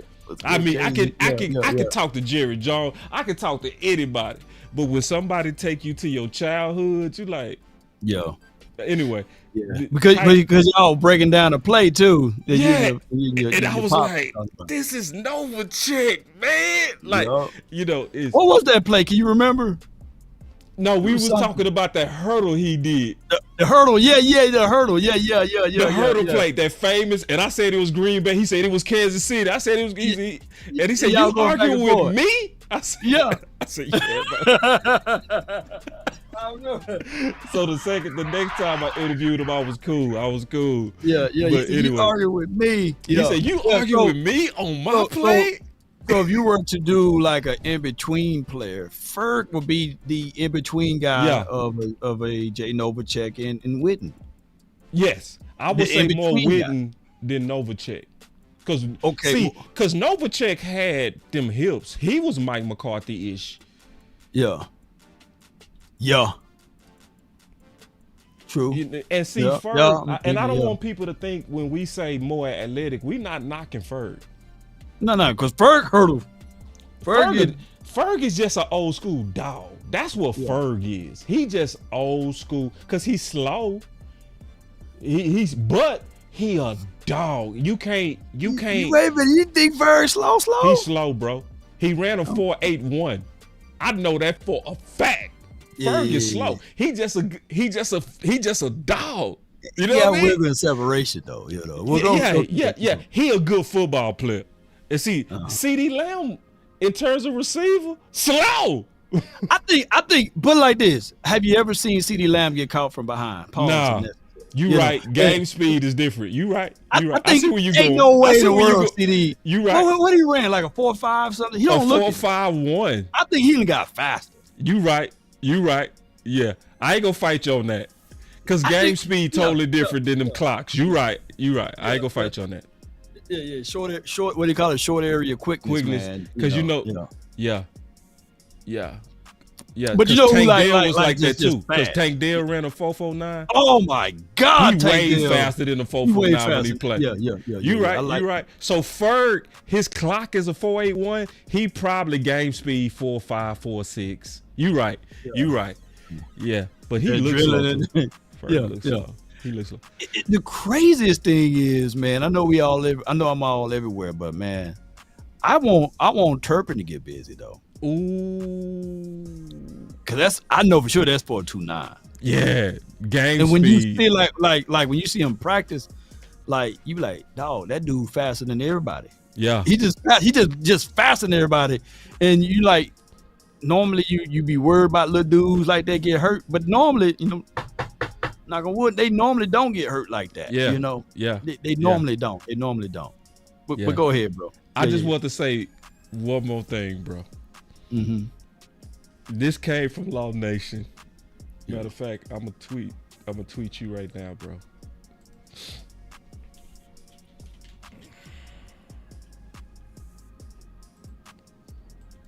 So Law Nation, he talked to me behind the scenes, and he was like, "Man, it'd be such a good idea if Jermichael was a mentor to the tight end room."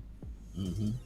So when he told me that, I was like, "Man, that's a good idea." So I made sure I asked him about that, right? So I'm giving credit to where this dude, Law, is the one that energized this thought. When you see me ask that question to Jermichael, that came from Law. Law inspired the question, right? But this is the deal. Jermichael said that he is 1,000,000% for being a mentor to the tight end room. Mm-hmm. I think that's a wonderful opportunity for the Dallas Cowboys. Wonder to have a Super Bowl winning tight end that's already built athletically. OC, if you listening, we're not saying he's Jermichael. Right. Built athletically like Jermichael. As a mentor, bro. Right. So I'm going to tell y'all right now what I'm going to do. I am going to be a shooter in this campaign. Okay. Y'all go see me tweet this out 100 different ways. I'm going to tweet because you have somebody who wants to. Because what did he say, Law? He said, I'm close to Frisco. Right. It will fit me right now at where I am in life. And he wants to give back to Mike McCarthy because he appreciates Mike McCarthy. What's your thoughts on that, Law? I think that,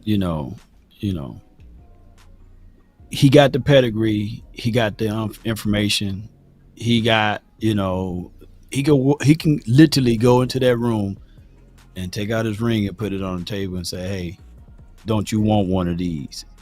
He can do that. The other coaches can't, that didn't been down that pathway. Right. He got the size, he understands Mike McCarthy, he knows what Mike McCarthy is looking for. Why not? It's a final year for Mike McCarthy. Bring in somebody that knows the system, that can get competitive advantages for your guys. We talked about body types. Stephen Jones, man. That's his name, right? Stephen Jones or John Stevens? John Stevens. I call him Stephen Jones. You knew exactly what I'm talking about, the tight end. Yeah. Lunda Wells said, hey, he done gained about 12, 13 pounds of muscles, right? Right. Muscles. And he's the clone of the Cooks guy that used to play for Green Bay. Yeah. He's more of the clone of the Grahams, And then you have, to a degree, you have still Peyton Hendershot that fighting for his life, right? Because he lost the crowd, right? So he got to go back and win the crowd. Yeah. And he's no one to sneeze at when get busy, right? And then you have Brevin Spann-Ford, who is a direct clone of Jermichael Finley, minus the hands, right? So whatever drills that Finley can kind of like implement to help him to get better hands and better focus and vision, shoot, let's go for it. And Ferg and Schoonmaker, we already know about them. And I'm quite sure that he can also get busy with those boys. And he spoke glowingly of Ferg. Glowingly, yeah. Very glowing. Yeah. So my boss with the $2 super chat, he said Jermichael plus Lunda Wells, boom. I'm gonna have to take that one. Yeah, that bomb dope, bro. Yeah. Hey, let's get it, bro. Take that one too, bro. Yeah, let's yeah. get it. So I'm gonna tell y'all what I'm gonna do, and I want y'all to join me. This is kind of like what my boy Landlord came up with Spam CD Lamb. We should spam the Dallas Cowboys. Yeah. Spam about making this happen. This is something that if we do together, it's gonna register. They just might not know that he wants to mentor the tight end room. They brought back Greg Ellis. They brought back George Teague, right? Yeah, because then they bring in some of these guys. I'm thinking, Law, and I'm being honest, I think our tight end room is finna be one of our most exciting rooms. Yeah. It's going to be a sad day on cut day, because you got to add the tight end room with the fullback room as well. And somebody is not going to make it. Yeah. But that's what I want. I want it to be fire and brimstone. I want it to be iron sharpen iron, steel sharp, steel sharpen steel type of groove. Right. Matter of fact, I need it for it to be that way. Right. Facts. Facts. So, do you have any super chats before we get into our final words, Big Dog? No, we don't have no super chats tonight. But I really appreciate all of y'all, man. For those, how the churches say, thank those who gave and thank those who wanted to give but could not give. Yeah. You remember that? Yeah. Thank those who wanted to give but couldn't give, man. I understand, man. We in a micro recession right here. But the best thing y'all can do for us, man, is hit the like. Sharing is caring. If all of y'all that's watching can share it to Pookie and Ray and moms and Nims, you know what I'm saying? Yeah. That would do more than a $2 or $4 or $5 or $10 super chat. But hey, if you got it, send it. But if you don't, share it, so that will help us out tremendously, and especially around these type of times, man, and when it's the dead season. Even if you share it to yourself, the algorithm will pick it up and say, okay, this post is being shared, So even share it. If you don't have nobody to share it to, share it to yourself to go back, watch it another day. Like if you got an email address, then share this YouTube link to your email address. Share it to yourself, man. So let's get there, share it up, man. I appreciate y'all. Let's get it. I love y'all too. I love y'all from the bottom Absolutely, of my heart. man. Let's get it, bro. Hey, let's get it, bro. All right. So once again, mark this on your calendar. Bryan Broaddus will be here next Tuesday, June 25th, 8 o'clock. After that, we have Clarence Hill, Fort Worth Star Telegram. Then, and that's going to be July 2nd. Put this on your calendar. Also, Michael Gelkin will be coming a week after that, July 9th. Yeah.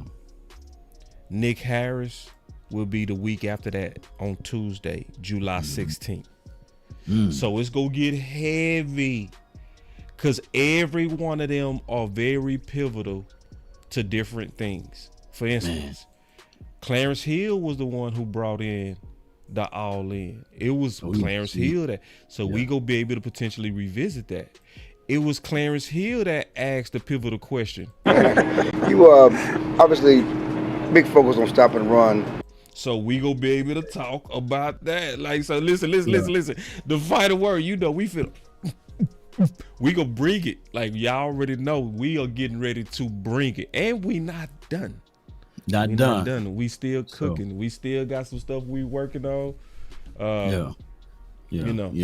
So on that day, I need all of the Qs to be in the chat. I want to see nothing but I need to see nothing but Q signs all in there, man, because we're gonna have DQ mascot himself, man, Mr. Q. I never see him without that hat. Look, what's the over under? He'll wear the hat. Oh man, no doubt. What's the over under? He gonna have the hat on our show. Let's play a game, man. He gonna represent. He gonna represent, man. And you also see, I'm telling you right now, cause see, we ain't talking about all the stuff that's in the queue, but everybody, we don't share everything. We don't count all the eggs before they hatch. But I can tell you this: Law working on some big things. Okay, some super dope things.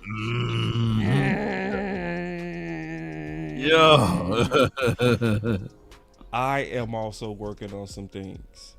Some super dope things. Hold on, wait. Hold on real quick. Wait. Hey, let's get it, bro. Oh man, They not like us. so this is the point. Like, and I mean what I say. Y'all go see this year a whole lot more of old media and new media doing way more work. Yeah.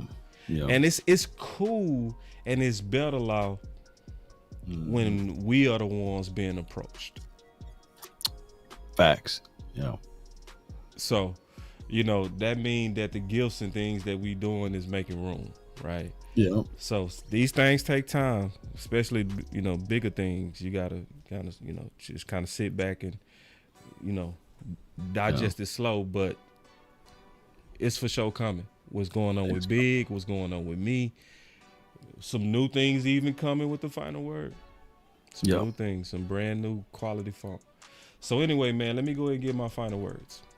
So when I look at the moves that's going on, this is a typical Dallas moves, where they going after the Marshalls, and I'm excited about the Marshalls. Like 3 years ago, I wouldn't have been excited about a USFL player at all. I wouldn't have cared at all. Right? I would have been excited about a Marshalls because I always believed in the Marshalls. So I just want these guys to be treated fair. I don't want Stephen Jones to get so bogged down in the budgeting aspect of your guys to where you forget about the fundamentals of just allowing pure competition to take its course, especially because you got these guys at a deal. You know what I mean? When you already got them at a deal, just go and let them fight it out the fair way. Don't put your thumb on the scale because somebody's a second rounder like Schoon. Maybe the guy that's the more deserving player is your undrafted guy. Because we made that mistake before, Law. The last time we made that mistake? Lyle Collins. Because we paid Lyle Collins, we refused to say that Steele was just playing better as an undrafted right tackle. And we paid for it in a San Francisco game. Big facts. Allow what Law said, competition to just play out. Just let it play out. Don't put no thumbs on the scale and let it have its perfect work. Another thing I'm going to say on my final word is I'm excited about the vision that I believe is starting to happen. I believe that there's a 12 that's coming. I do believe there's some physicality that we're getting ready to see. I think the Dallas Cowboys are trying to be ahead of the curve because when you look at the playoff teams was mostly what? Running teams in a passing league. And Law raised this point last show with Finley. What's the best way to help a developing tackle? Hey, chip and release, man. Chip and release. Yeah. So Law, great point last week, man. And I do see what they're building. I know a lot of people say that's not Mike McCarthy's tradition of running his offense, but I think he's trying to adapt. And I'm excited for this 12. And I think it has some ability to probably be extremely electric, especially when you see Dak working with the tight ends. You think that's by accident? No, Dak going to the tight end school, calling tight ends his best friends? I don't think that's just talk, especially when you're going out there doing the work. That's my final word. Man, that's a magnificent final word, bro. I'm old enough to remember one game because we used to see some dash of brilliancy, right? Cowboys going 13 personnel. Then they went 14. It was like they had 4 tight ends out there, specialty packages. I wonder if that was more of Mike McCarthy, right? In that game against I think it was the Giants. And then we went away from it, never to see it again, right? It disappeared. If we have the immense amount, can you imagine the matchup nightmares it will be? In the backfield, you have John Stevens, you have Revin Spann, you will have Ferg. In the backfield, all 3 of those boys. And you line up from a bunch formation and do some crazy stuff like that, that's automatic mismatch, right? And still throw Lamb and move him into some stuff. So, yeah, I agree. The tight end could be a secret sauce to help alleviate some of the concerns that we have or reservations that we have with running back game. Yeah. When teams line up and these like weak-like boxes, which they try to do because they disrespect our run last year. They only had 1 or 2 guys in the box. Like, come on, man, run. We dare you. We triple dare you. And we couldn't run the ball.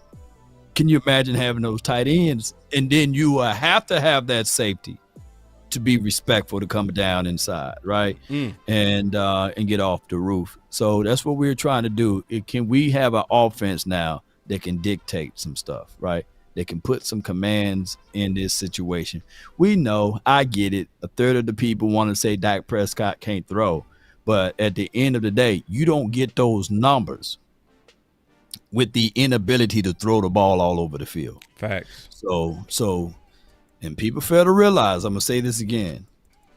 When you see the opposing team, when they go quarters defense, when they play those 2 deep shells, or when they play off ball and stuff like that, that's out of respect and fear of the quarterback. Not that they disrespect the quarterback.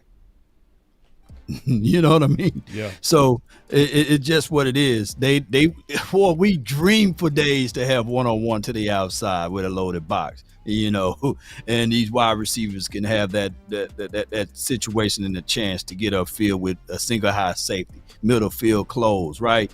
But it's always middle field open, you know, and they guarding the edges, they're roll coveraging, they bracketing, and they doing all of those things to take away the deeper throws and the intermediate throws away from your quarterback because they don't respect the run. Well, we can get back to the respect of the run if we have these tight ends to stand tall. That's my final word, bro. That's my final word. Yeah. Love it. Let's get it. Appreciate it. Let's get it, bro. Hey, let's get it, bro. Yo. Boom. Maybe I just wanna run it up. Kinda check it some.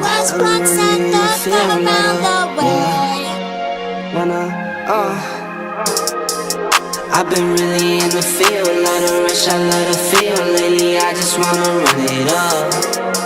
Don't need no deals, I make the deal. Have to take it to a meal. Lately I just wanna run it up. Yeah. Kinda check a song. Lately I just wanna run it up. Count that too, count it up, count it up. Lately I just wanna run it up. Need them ones, I need them fives, need them tens, I need that change. To the safe, got blues inside. Greens and pinks, it's all the same. I still save and roll my change. Take some losses when I play, charge it to the game. I'm with L, yeah, I'm with T, Black, I'm with Reverend now. I'm with Bay, yeah, I'm with Jay, yeah, I'm with Chuck and now. Still the same, not switching sides, now it's about loyalty. You switch sides off for the bag, and that's worth more to me. I mix Nike with designer, I experiment. You just rock what's on the shelf, and I'm not feeling it. Search for the one, but baby girl, it's nothing real as this. Can't trust a soul, I keep a hammer, call it too legit. I've been really in the field, love the rush, I love the feel. Lately I just wanna run it up.